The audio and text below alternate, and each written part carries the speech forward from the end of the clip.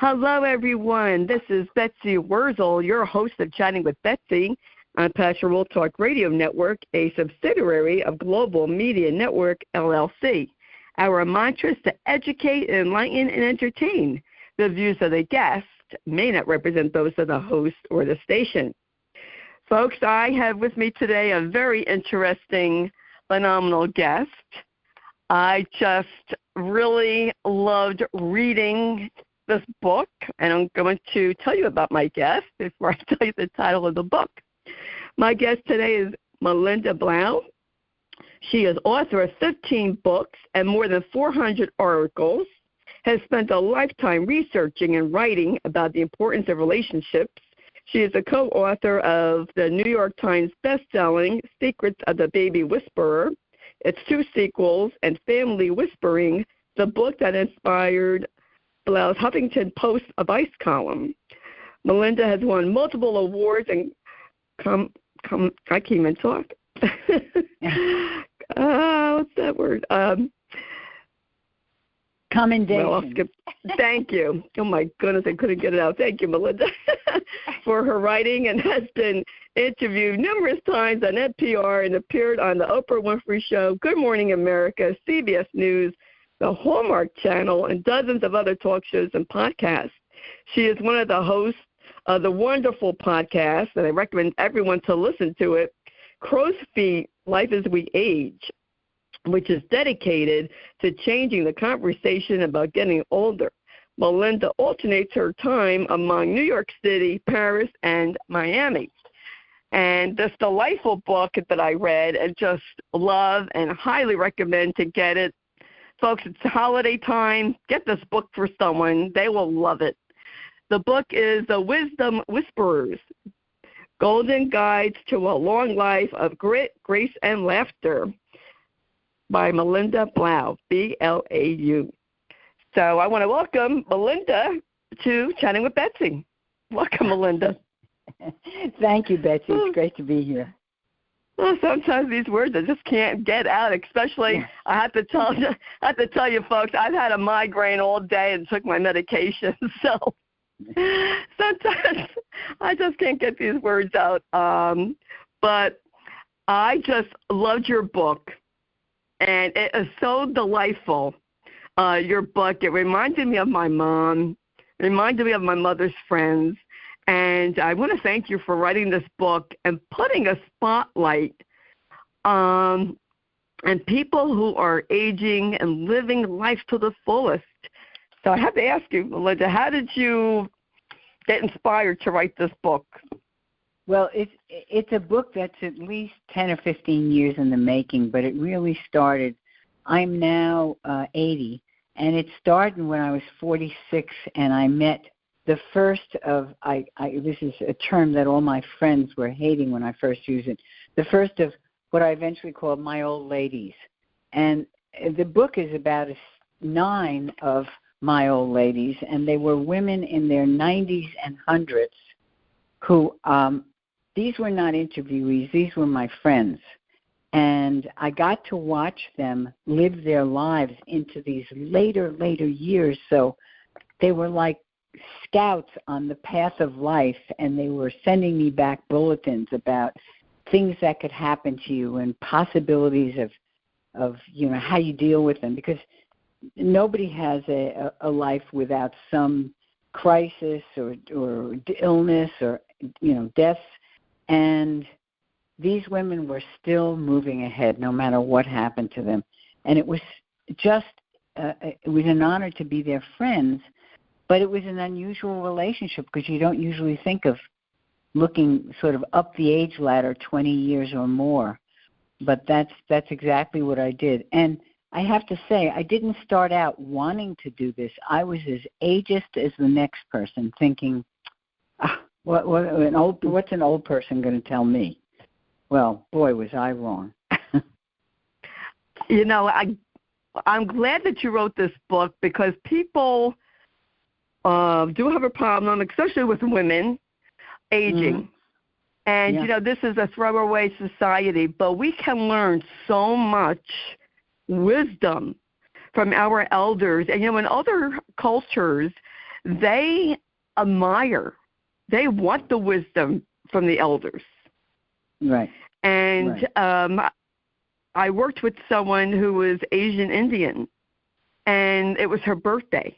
And she said, Betsy, my mom's in India. May I get a blessing from you? And she bent down. Yeah, wasn't that sweet? I was so honored. She bent down and waved her hands, and I said, what are you doing, Jody? She goes, I'm getting your wisdom. I want your wisdom. How fabulous. That's really wonderful. She goes, you're my mom's age. And, you know, it's funny because when you're younger, like when I got married, I was 22. And I was thinking, okay, when I celebrate my 20th, I'll be 42. That's old. And now that I'll be 67 next month, I don't consider myself old. and that's good, because what you are is lucky to still be here. I mean, my old ladies, I used to ask all of them separately because I knew them also at different points in my life. So my first old lady, as I said, I was 46. But then I met, for example, Marge, who has a lot of real estate in the book, and she was just this wonderful woman, and I didn't meet her until I was 75 myself, so I was already old. And but each of them gave me something special to recognize and to sort of strive for. You know, so, for example, Marge was extremely independent. She was an independent thinker. If a piece of paper dropped on the floor and I would say to her, oh, should I get it for you? No. It's good for me to bend down. And you learn from that. You say, oh, wow, that's really... Now, she wasn't saying, Melinda, when you get old, you do this.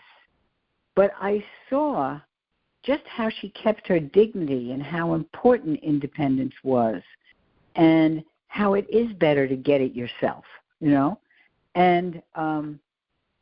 from each one of them, I learned something different. Yes, And we don't think. We think, oh, they're irrelevant. Their lives are almost over. What can they tell me?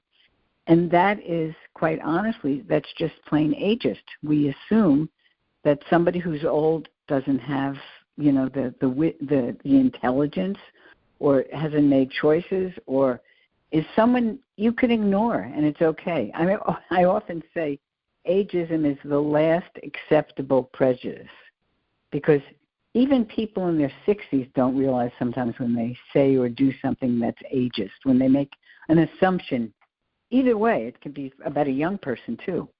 You know, to base your impression of a person on age, and unfortunately, it's very rife in the kind of society we live in now. But as you pointed out, and I know because we've had a few exchanges on social media, I loved your mother's story, because your mother moved into an assisted living place with her best friend, where her best friend was.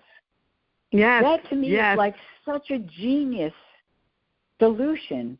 One of the things that people worry about, even married people, you know you're going to lose. One of you is going to go first.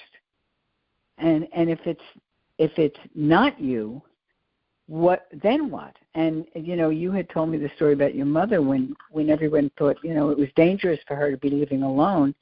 And at first she kind of didn't want to go into assisted living. But then she came up with, to me, that's the benefit of watching a 92-year-old. Because I'm sure your mother didn't become great like that when she was 92. She was probably a woman who had great skills, just as you do, much younger. But to age with those skills and that knowledge and that spirit and that willingness to engage and that curiosity, that's what keeps us going as we get older.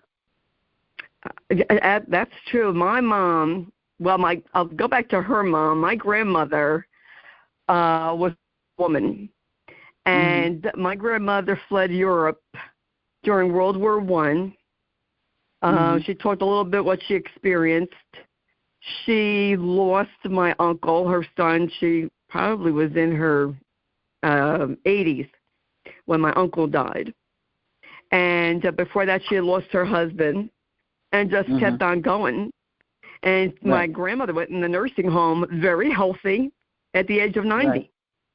And she lived almost 93. My mom was the type of, you know, and that was that generation, Melinda, that you just sucked it up and you went. That's right. You know, that's just how it was. My dad died in 2012, but he was in a nursing home for 4 years prior to his death. And my mother was never alone until my older brother died because he lived with her. And, you know, my mom didn't want to, she wasn't ready after Bradley died to go into assisted living.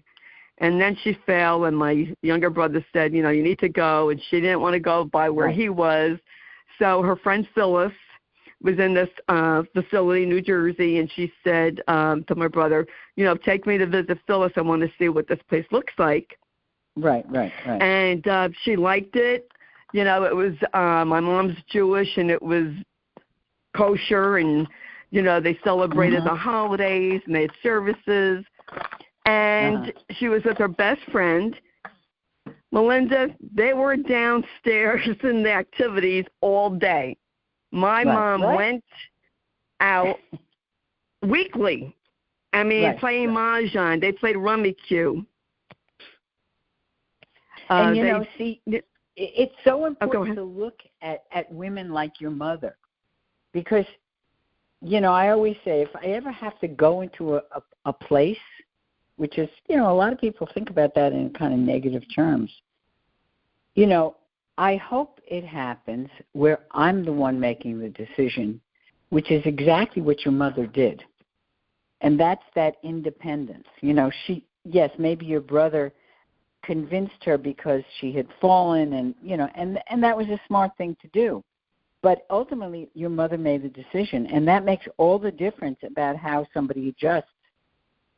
You know, because when you see it otherwise, when they're, you know, your children put you there, that you've heard stories like that, I'm sure, it's not the same. Right. That's true. I mean, and my mom was determined.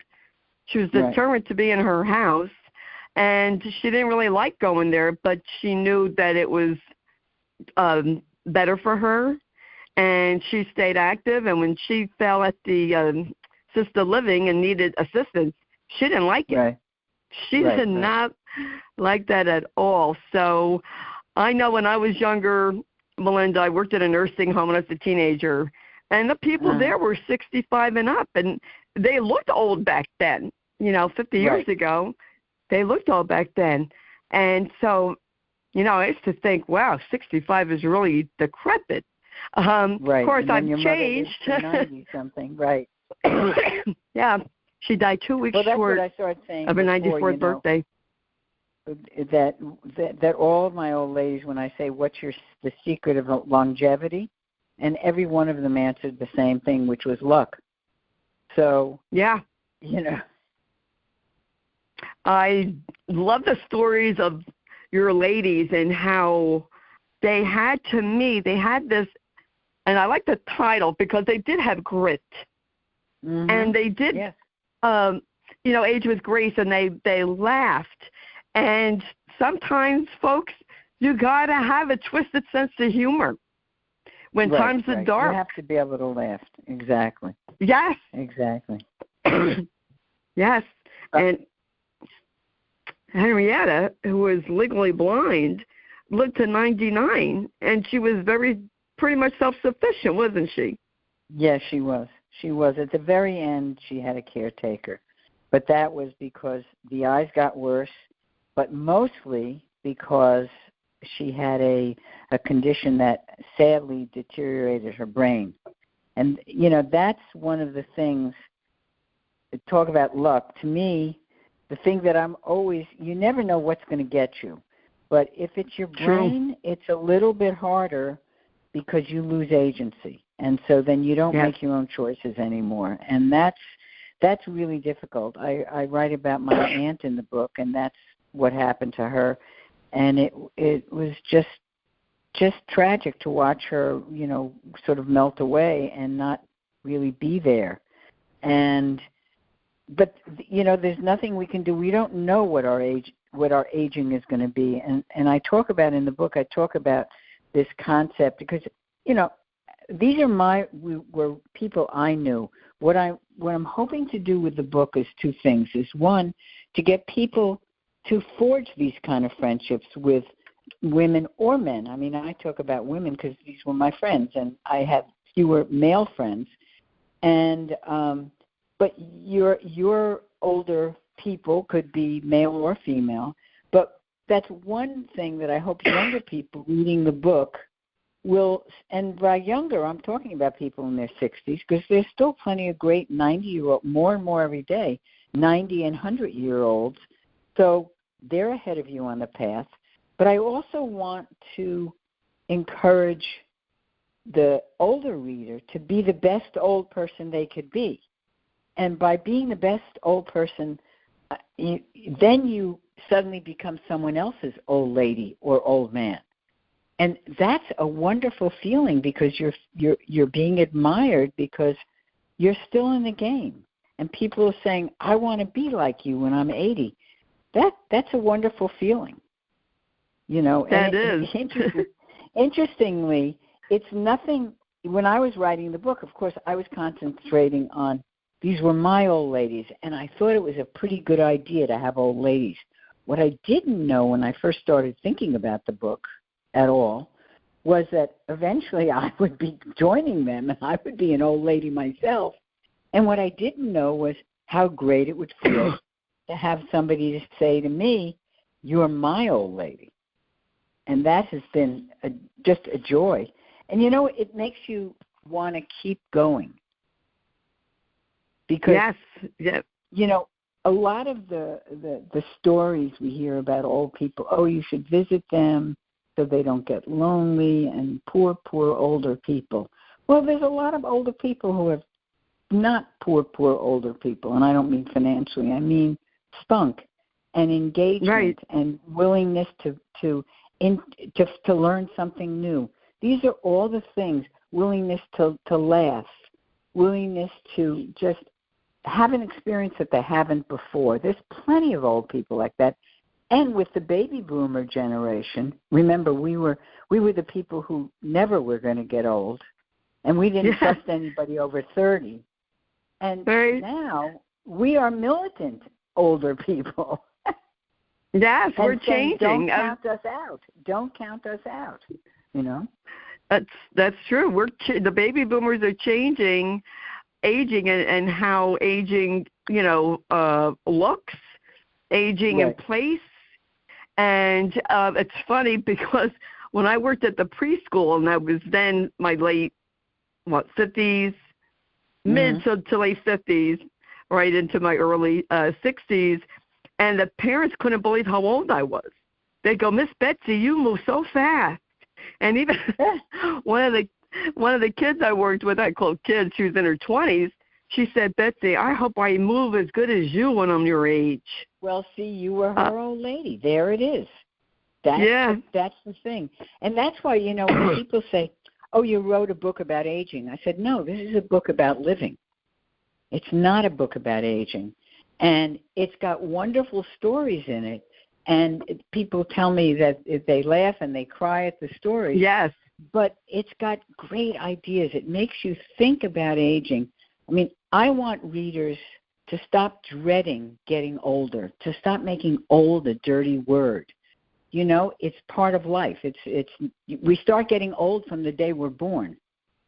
And that's true. I want readers to embrace aging and say, and seeing it through the eyes of these terrific my 9 friends, you can find 9 friends. You'll find them if you look for them. And I have to tell you, Betsy, one of the greatest things that's happened is I'm now getting emails and having conversations with people who are saying to me, I'm now reconnecting with this woman who moved away and she was 20 years older than me, and I want to see how she's doing.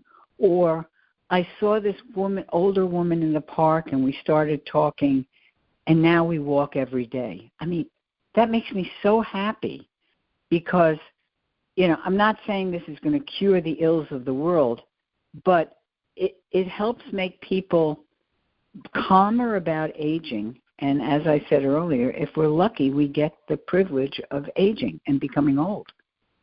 And that's right. I'm proud of my age.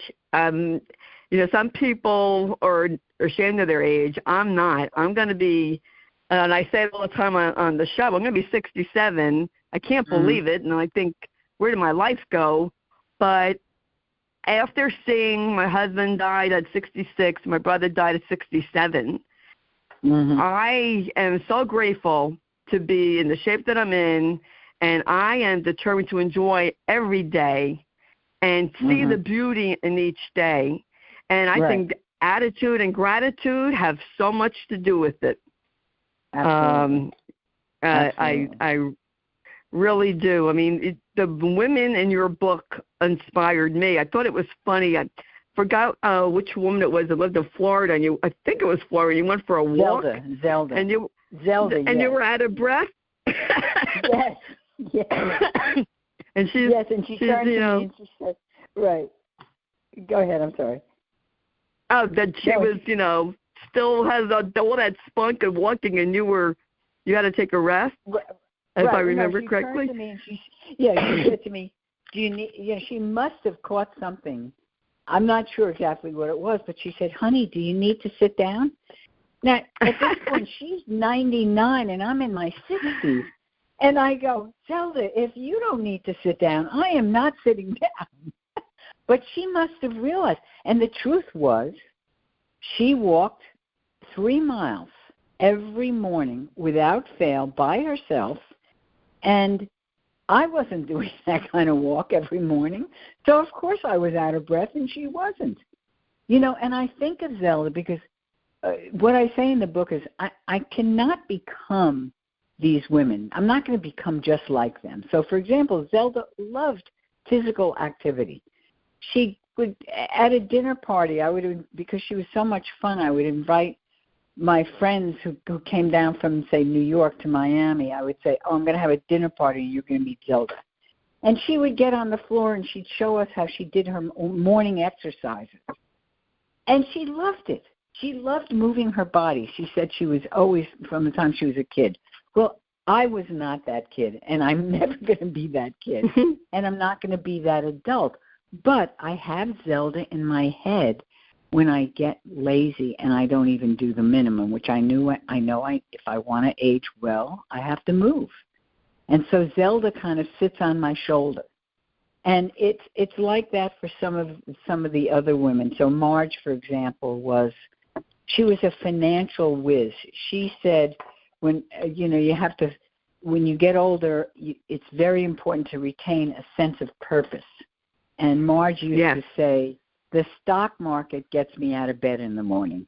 And she was 102 when she would say these things. Wow. And so I said to her one day, "Marge, can I sort of will you be my mentor when it comes to money?" So she tried to show me how she got this newsletter and that newsletter. I'm never going to be Marge. But I took from Marge what are the essential things about I do have to manage money. That's part of getting older. You have to think about how you're going to survive, and that's money. And so it doesn't matter whether you have a lot or a little, you still have to pay attention to it. And so even though I'm not Marge, she really helped me kind of see that as a very important thing about aging, which I don't think I would have realized had I not had a friendship with someone that much older. She was 25 years older than me, and watching her just live her daily life. So it's I really hope that people will embrace both ends, because it's a relationship. People say to me, "Was that like having a mentor?" I said, "No, it's not really a mentor, because a mentor is usually one way. The person who's more experienced on the job or even on the tennis court or something like that, that's usually the mentor. But in this case, it's a very equal even though we're way different ages, we each got something from the relationship that was very unique. So I got to, when I was with these women, I got to see, as I say, these were like scouts helping me anticipate. It was a preview of what aging was. And it wasn't always pretty. It wasn't always nice to walk with somebody who's walking with a rollator. And you think, oh, when's that going to happen to me? Or you can think, wow, look how well she's still getting around the city. And you make that little shift. So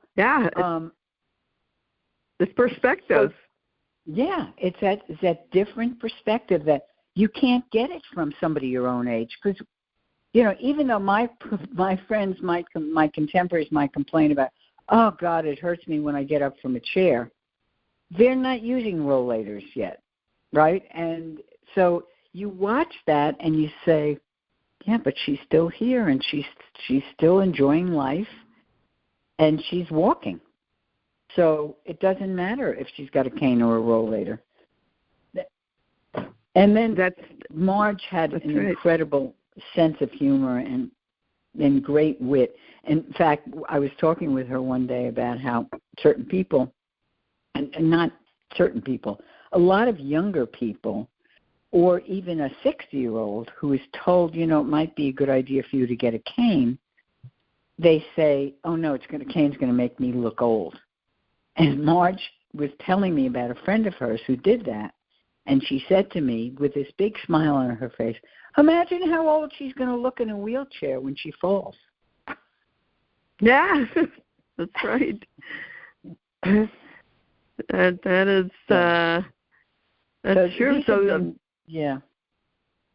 Oh, go ahead, Owen. No, I was just going to say that obviously these were my friends, but I would love to know that the book is sort of seeding a lot of other of these intergenerational relationships, which are so worthwhile.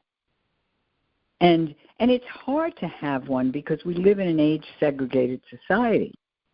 So, old people are put in old people's homes, and they, or the people in their 60s may be moving to gated communities or communities, but it's very rare that you get to have a mix of age groups. So you have to a little bit go out of your way to make it happen. And I think the payoff is huge. Yes, I think, we could learn so much. It's like listen to the people, go to a veteran's home, and listen to the people who lived history, especially the World War II vets are almost dying off. There's not many of them left. Right. Or Korean vets. And Vietnam veterans, some of them are dying young. Talk to them, get history. And I love to hear my grandmother's stories. I always love to hear how she fled Europe and what, they went through. She never talked about the ship, though, or what went on the ship. Everybody was mum about that. And she didn't talk about a lot of the things that she did see and witness. But, to learn of history from the people who lived it. And I'll tell you, Melinda, I have interviewed quite a few people on my show who have written books in their 80s. And, when I was younger, I'll admit, when I was younger, even at 50, I thought, oh, wow, 80's old. 80's looking really good to me. 80's not old to now. Right. Excuse me. So it's all in the way you look, to me. It's all the way and how you look at aging. And your book, in my opinion, gives such hope to these women. To me, and the women in your book are role models of how to live life to the fullest. And even with their circumstances. And I just, each of your friends taught you something different. And I just think it's a delightful read, and I really do. I really enjoyed reading it, and I thank you so much for sending me a copy. I really appreciated it. it's funny. This is my 16th book, and when an author writes a book, and I've written, I can't even count the number of articles I've written, but when you write anything, you write because you want to be read, and because writing it's a very, very difficult and exacting profession, but I love it, and I love that it was such a privilege to share these women, and it's not just their stories, it's our stories of how people come together, how we met. I have 2 old ladies in Paris. One of them had no desire to make friends at all, and I sort of pushed my way into her life. And then the other one, you talk about your grandmother, the other one was a child during the Holocaust. She's French and speaks perfect English because my French is not good enough to have a relationship with a French person unless they do. And it's just to get that perspective. I can see why you wanted to, hear more of your grandmother's stories. And she, by the way, at 94, just completed her memoir. She was writing a book when I met her. So, I mean, wow. What terrific role models. And yes. So, I mean, I feel blessed, and I'm very proud of myself that I did finish the book at 80. And the wonderful thing is I have 3 grandsons, and the youngest one is 15, and he always says to me, "It's so cool, Minna, that that's my grandma's name is Minna. So cool that you finished a book at 80." And he tells all his friends, "My grandmother's 80, and she just finished her 16th book." It's incredible. That's right. I just love talking to you, Melinda. You are great to have a conversation with. And where can people? You're welcome. Where can people purchase your book, The Wisdom Whisperers? Well, the easiest place is, I don't know. There are people that are pro Amazon and against it, but it's on Amazon, and in fact, it's on sale on Amazon right now, which I've never seen a book that happened. And apparently, it's because it got so many positive reviews. So it has over 40 reviews, and they're not all my friends. So it is a book that people are universally, loving. And if they put in The Wisdom Whisperers in the search line or Blau, Wisdom Whisperers, it'll come up. And then I have a website. It's melindablau.com. And people can also find me on Medium, the writing platform. And where can people listen to your wonderful podcast? Crow's Feet, Life as We Age. It will come up. Okay. I know that's a big mouthful, but they really are great podcasts. And that they are. It's a really interesting community, too, because we have people ranging from their 30s to well into their 90s. So it's an online community, and it started out as a publication, and now we have 8 revolving hosts, and we do really interesting guests from all walks of life. I'm going to have to listen to some more. I know I listened to you, and I listened to somebody else, but I can't remember who it was. Well, there's a funny story about my episode, because on my episode was in January of 23, and it was the first time I said out loud in public, I'm writing a book about my old ladies. And, when you say something in public like that and you have a little bit of a following, I said, now I have to write the book. And I purposely kind of did it because it was not an easy book for me to write in one respect, because it was very personal, because it's about my relationships with these people. But I really, really wanted to get it written. So that the podcast that I did with Crow's Feet, where I was a guest, not a host, was really fun. I think that's the one you listened to. Yes.